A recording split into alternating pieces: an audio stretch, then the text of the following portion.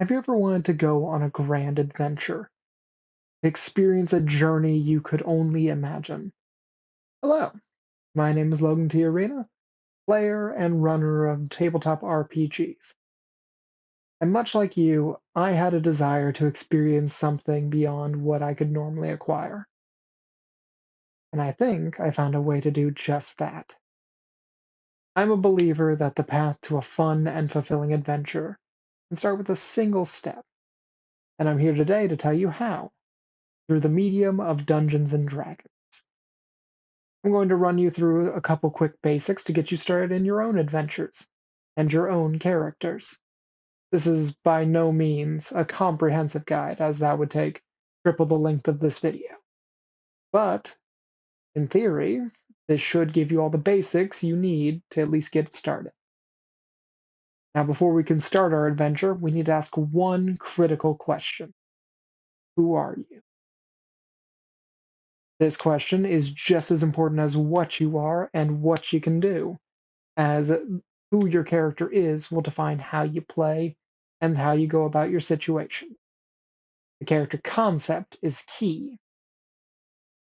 Now, the easiest way I've found to get something going is pick a movie or a book, even a TV show.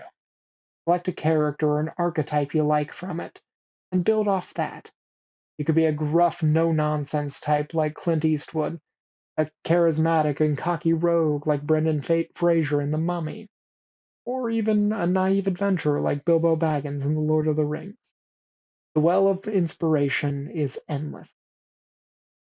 Now that you have an idea for what your character or who your character is, now you need to figure out what your character is by picking a race to play.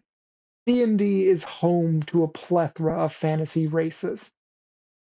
Plenty of mainstay staples like the surly dwarf, solid as stone, the elegant and ephemeral elf, or even just the humble human.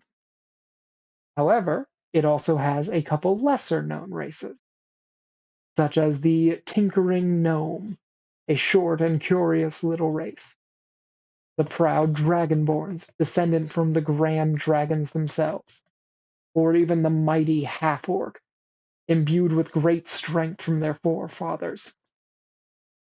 As the player's handbook will say, the race you choose contributes to your character's identity in an important way by establishing a general appearance and the nature of your talents granted from your culture and ancestry. Now that you have some ideas on what your character is, now you need to figure out what they can do. And to do that, you'll need to pick a class. To sum it up from the player's handbook, a class broadly describes a character's vocations, what special talents he or she possesses, and the tactics he or she is most likely to employ when exploring a dungeon, fighting monsters, or engaging in tense negotiation. There are a total of 12 classes to choose from. There's the barbarian, imbued with a furious rage that protects them from wounds. The charming bard, whose songs and words come with a bit of magical flavor. The faithful cleric, imbued with divine power from their deity. The druid, a wise figure, one with nature. The fighter, the foremost combatant on the battlefield, great in strategy. The marvelous monk, who employs martial arts with much fervor. The righteous paladin, imbued with their holy oath and protectors of the innocents. The wandering ranger, sticking to the more wild places and exploring the natural world. The sneaky and cunning rogue, employing stealth and subterfuge to strike from the shadows.